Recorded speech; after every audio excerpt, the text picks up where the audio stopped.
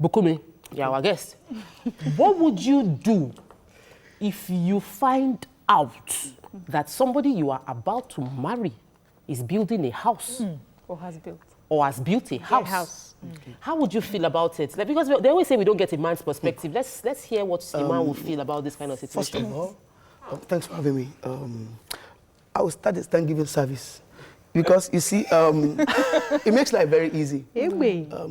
One will chase 1,000 receipt, 2, 10,000.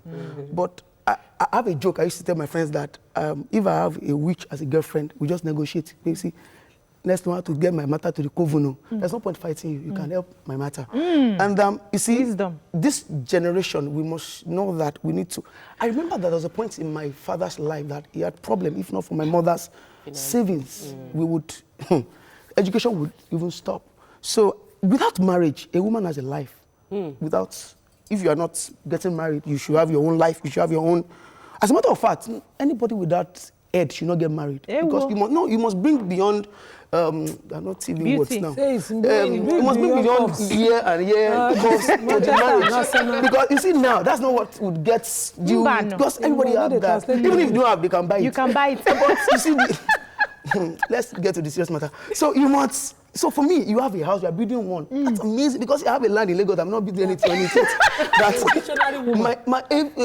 See why I was telling you, this is my favorite person because you know how to say this thing the way it is. Because you must be beyond vision because after all these things, everything that you are bringing will go down at some point. Let's not, and even for man to this thing will come out, the air will go in. That means it goes beyond the That's loop. not all that happens to men. That happens. There's some that goes down too. It's a breakfast show. Yeah, I know. I didn't say anything. She didn't have told me. But still, the idea is, without marriage, you have a life. First of all, when you come into the marriage, open and full disclosure. This is who I am, and this is what I do. So you don't support keeping it a secret? Of course not, because one, for me, if I'm the man, if I find that you're keeping it a secret, I might be questioning the source of the wealth or the source of the. Are you ashamed of the way you got it? So I don't know why you should hide it. But, you know, I was trying to say something earlier. When I was much younger, like when we were teenagers, we would hear our older aunties, when they're talking amongst themselves, they'd be like, why would she get a husband when she has a car? Or when she's in that big job? But now that I'm older, the conversation has changed. So sometimes I feel like we have grown. In Nigeria, we have improved from how we used to be. Good. So people are having, the sort of conversations I hear is different. Do you? Okay, so what I see is it's a conversation for 2 generations. Growing up, it was more like, because of the patriarchy, the man has to be seen to be the man, which included providing for the home, making sure he's the one that supplies everything, so to speak. And for some tribes, the women were not even allowed to do any form of work to bring in anything. Just marry, the man will take care of you, whatever he has, you know. But, and then that formed us growing up. So I had the idea that it's my husband that's supposed to do the providing.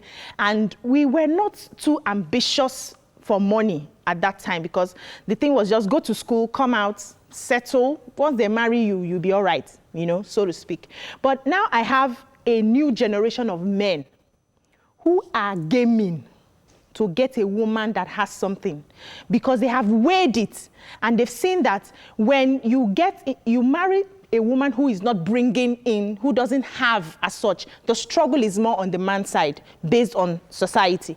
But when you now have a woman who is working, who probably has gotten a car and all of that, it's easy for you. And the boys outside now, when they are toasting you, the first question is, where do you work?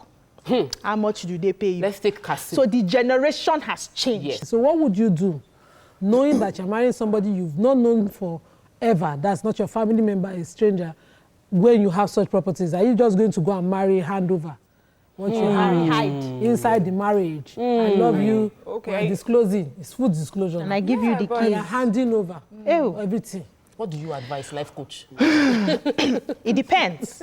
I'm not one for... Women,